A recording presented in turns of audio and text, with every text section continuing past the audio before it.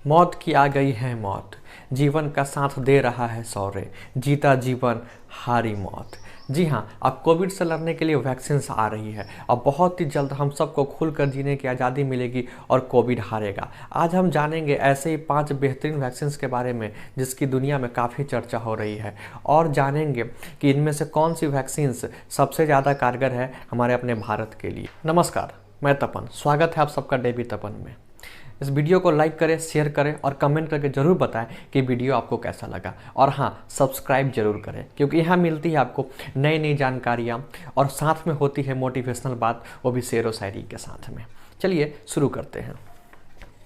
विश्व स्वास्थ्य संगठन के अनुसार इस साल दुनिया भर में करीब 170 टीकों पे काम चल रहा है, जिसमें से 30 का क्लिनिकल ट्रायल अभी लगभग चल रहा है। और कई कंपनियों ने अपनी कोविड वैक्सीन के बेहद सफल परीक्षणों की घोषणा भी कर दी है, जिसमें से टॉप 5 ऐसी कंपनी है जिसने अपने थर्ड फेज क्लिनिकल ट्रायल का घोषणा लगभग कर चुकी है। कुछ का अभी सिर्फ रिपोर्ट आना बाकी है, लेकिन ये 5 कंपनियां बहुत ही चर्चा में है। आइए जानते हैं ये कौन सी ये बड़ी 5 कंपनियां हैं।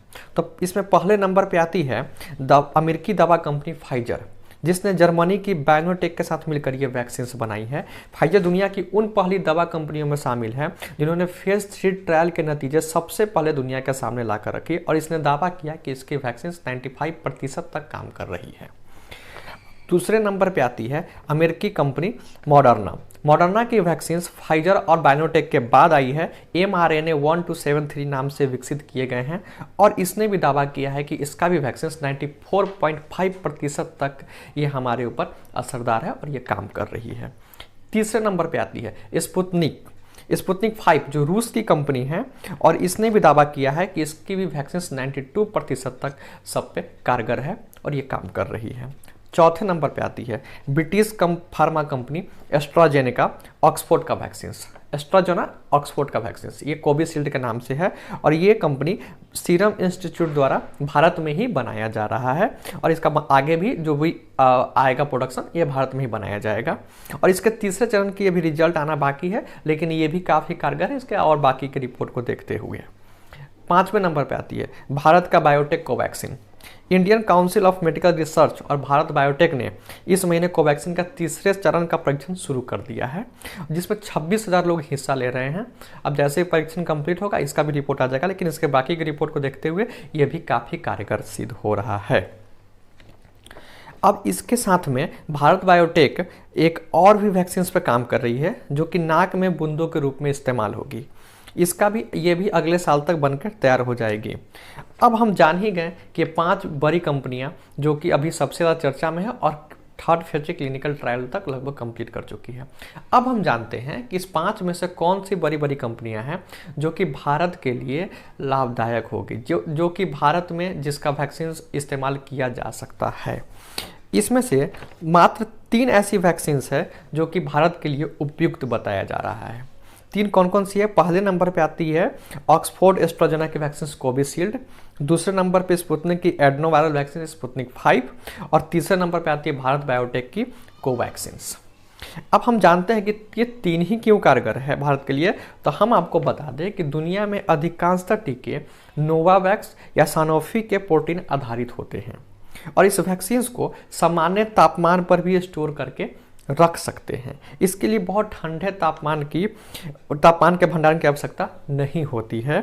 जैसे स्पुतनिक वी टीका को मैक्सिमम 18 डिग्री सेल्सियस तापमान पर रखा जा सकता है, और इसको 2 या 8 डिग्री से सेल्सियस पर आधारित भंडारण भी किया जा सकता है। 2 से 8 डिग्री के सेल्सियस पर उसको हम रख रखाव इस काम कर सकते हैं। चूँकि सभी वैक्सीन एक सामान्य कोल्ड एडनोवायरल्स के कमजोर संस्करण से बनी है, इसलिए इसका रख रखाव बाकी कंपनियों के मुकाबले काफ़ी कम है, काफ़ी सस्ता भी है, और हमारे भारत के इन्वायरमेंट के लिए काफ़ी इसका रखरखाव काफ़ी अच्छा है। अब हम ये जानते हैं कि फाइजर बायोटेक और ये मॉडर्ना ये दोनों भारत के लिए कारगर क्यों नहीं हो पाई। क्योंकि इन दोनों वैक्सीन की सबसे बड़ी प्रॉब्लम है इसके रख रखाव को लेकर। फाइजर बायोटेक वैक्सीन एक mRNA टीका है जिसको ultra cold chain features -70 degree Celsius और -80 डिग्री सेल्सियस के बीच रखा जाना होता है। और अमेरिकी कंपनी मॉडर्ना का वैक्सीन भी सेम mRNA टीका है और इसको 30 दिनों के लिए रेफ्रिजरेटर के तापमान पर रखना होता है, जो कि पहले से अनुमानित जो और भी वैक्सीन होते हैं उससे 7 दिन ज़्यादा है इसका रखने का तरीका। mRNA के टीके के भंडारण के लिए आमतौर पे बहुत कम तापमान की आवश्यकता होती है। इसके भंडारण के लिए लगभग 0 से 70 डिग्री सेल्सियस कम तापमान की आवश्यकता होती है। चूँकि भारत और दुनिया में कई अन्य उष्णकटिबंधीय क्षेत्रों में गर्मियों में तापमान बहुत अधिक होता है और जिन टीकों के भंडारण के लिए बेहद कम तापमान की आवश्यकता है वे गर्म स्थानों पर उपयोगी नहीं हो पाएंगे, इसलिए ये सभी टीके भारत के लिए उपयुक्त नहीं माने जा रहे हैं। फिलहाल के लिए अभी आगे और भी शोध इस पर चल रही है। अब आप सोच रहे होंगे कि mRNA टीका क्या होता है। तो जैसा मैंने आपको पहले बताया कि दुनिया में जितने भी टीके लगभग बने हैं वो सभी टीके नोवावैक्स या सनोफी के प्रोटीन पर आधारित होते हैं, पर कोरोना टीके को लेकर कई तरह से शोध चल रहा है जिसमें mRNA, DNA और वायरल वेक्टर आधारित टीके होते हैं और भी इसमें नए नए तरह के प्रयोग भी हो रहे हैं। mRNA ऐसा ही एक प्रयोग है।